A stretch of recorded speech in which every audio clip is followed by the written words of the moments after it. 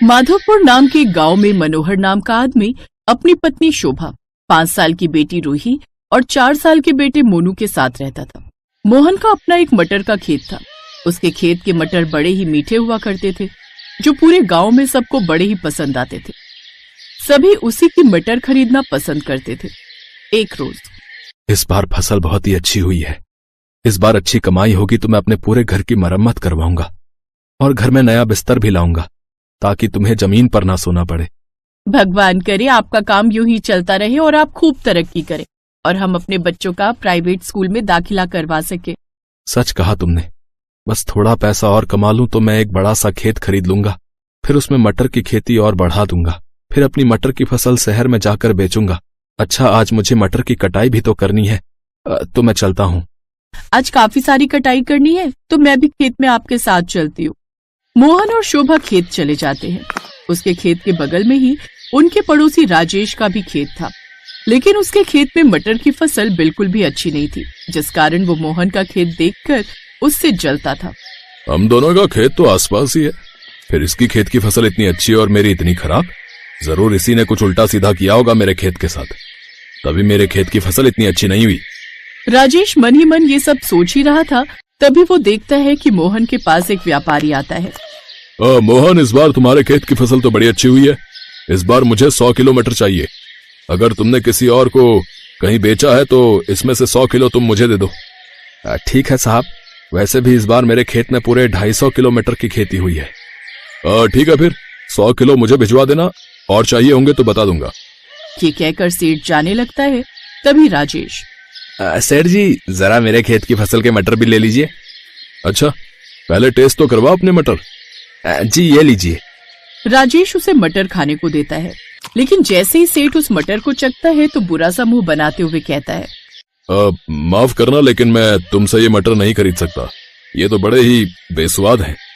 इससे तो मुझसे कोई भी ग्राहक नहीं खरीदेगा। अच्छा, मैं चलता हूँ भाई। ये कहकर वो वहाँ से चला जाता है। तभी राजेश मोहन से, तुम्हारे कारण मेरी फसल की बिक्री नहीं हो पाई। हम दोनों के खेत आसपास हैं, लेकिन इसके बावजूद भी मेरे खेत की फसल अच्छी नहीं होती। इसका मतलब तूने जरूर मेरे खेत की फसल खराब करने के लिए कुछ डाला है।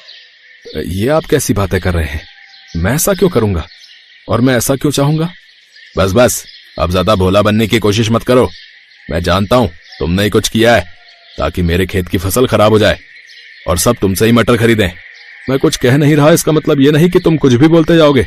मैंने हमेशा पूरी ईमानदारी से अपना काम किया है। ना तो मैंने कभी किसी का बुरा किया है और ना ही कभी किसी का बुरा सोच सकता हूँ। राजेश भाई साहब, आप जो भी सोच रहे हैं वो गलत सोच रहे हैं। इसके अलावा हमें अपनी सफाई के बारे में कुछ भी नहीं कहना है। हम जानते हैं आप परेशान हैं, लेकिन इसका मतलब ये नहीं कि आप हमें कुछ भी बोलेंगे। चलिए जी यहाँ से। ये कहकर वो वहाँ से चले जाते हैं। राजेश की बात सुनकर उन दोनों को बहुत बुरा लगता है। 3 दिन बाद मोहन सेठ जी को 100 किलो मटर बेच देता है, जिसके उसको अच्छे पैसे मिल जाते हैं। अभी भी उसके खेत की लगभग 150 किलो मटर बच जाते हैं। जब सेठ जी के खरीदे हुए मटर ग्राहकों ने खरीदे तो वो मटर ग्राहकों को बड़े पसंद आए, तो बाकी ठेकेदारों ने भी मोहन की बची हुई मटर खरीदने का ऑर्डर दे दिया। हे भगवान, तेरा लाख लाख शुक्र है। पता है शोभा, हमारे सारे मटर बिक गए। हमारी बची हुई मटर बिकने के भी ऑर्डर आ गए। अब मैं सोच रहा हूं कि बाकी की मटर बिकने के बाद मेरे पास जब सारे पैसे आएंगे तो उनमें से मैं कुछ पैसे राजेश भाई साहब को दे दूंगा, ताकि वो फिर से अपनी फसल उगा सकें। इस बार उन्हें फसल में नुकसान हुआ है तो उनके काम आ जाएंगे। लेकिन वो तो आपको ही अपनी फसल खराब होने का जिम्मेदार मानते हैं और आप उन्हीं की मदद करना चाहते हैं। उन्होंने आपको कितना बुरा भला कहा, उसके बाद भी आप उनकी मदद करना चाहते हैं। काश वो आपके मन के भावों को समझ पाते। भले ही वो मेरे बारे में कुछ भी सोचे शोभा, लेकिन है तो वो हमारे पड़ोसी ही, तो हमें तो उनकी मदद करनी ही चाहिए। जहां मोहन राजेश के बारे में इतना सोच रहा था, वहीं राजेश के मन में तो उसके खिलाफ गुस्सा पनप रहा था। उस मोहन को बड़ा घमंड है ना खुद पर। अब मैं उसका घमंड चूर चूर कर दूंगा, उसकी सारी फसल खराब कर दूंगा। गांव में सबके सोने के बाद आधी रात को राजेश मोहन के उस गोदाम में जाता है और वहां आग लगा देता है। अब आएगा मजा। अगली सुबह जब मोहन गोदाम में जाता है तो देखता है कि गोदाम में रखी उसकी सारी फसल जल चुकी होती है। हे भगवान, ये क्या हो गया? मेरी समझ में तो कुछ नहीं आ रहा। मेरी फसल, मैं बर्बाद हो गया। मेरी साल भर की मेहनत मेरी पूंजी सब खराब हो गई। अब मैं क्या करूं? कुछ देर बाद मोहन अपने घर लौट आता है और अपनी पत्नी को सारी बात बताता है। उसकी पत्नी उसे समझा बुझाकर किसी तरह शांत करती है। आप हिम्मत मत हारिए जी, सब कुछ ठीक हो जाएगा। हम फिर से मेहनत करेंगे। हाँ बाबा, आप परेशान मत हो, भगवान जी है ना, वो सब ठीक कर देंगे। मेरी बच्ची। अगले दिन मोहन फिर से अपने खेत पर मटर के बीज बोने जाता है तो देखता है कि उसका खेत हरे भरे मटर की फसल से लहलहा रहा है। ये देख वो हैरान हो जाता है। उसे तो अपनी आंखों पर यकीन ही नहीं होता। ये कैसे हो सकता है? मेरे खेत में मटर की हरी भरी फसल कैसे उग गई? कहीं मैं कोई सपना तो नहीं देख रहा ना? नहीं, ये कोई सपना नहीं है मोहन, ये हकीकत है। जरा यहाँ देख मोहन, मैं हूँ जादुई मटर। मोहन जब उस तरफ देखता है तो वो हैरान रह जाता है, क्योंकि उसके सामने एक जादुई बोलने वाली मटर खड़ी थी, जिसके 2 छोटे छोटे हाथ पैर और 2 आंखें भी थी।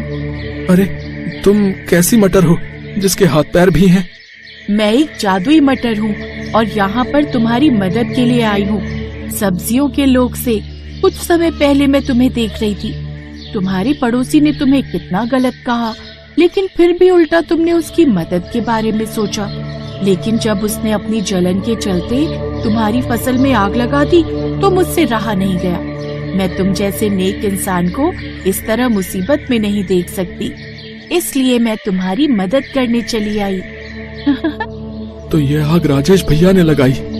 कोई बात नहीं, हरी मटर मैं चाहता हूँ जैसे तुमने मेरे खेत को हरा भरा कर दिया, ऐसे ही तुम उनके खेत को भी हरा कर दो। ये कहकर तुमने तो मेरा दिल ही जीत लिया।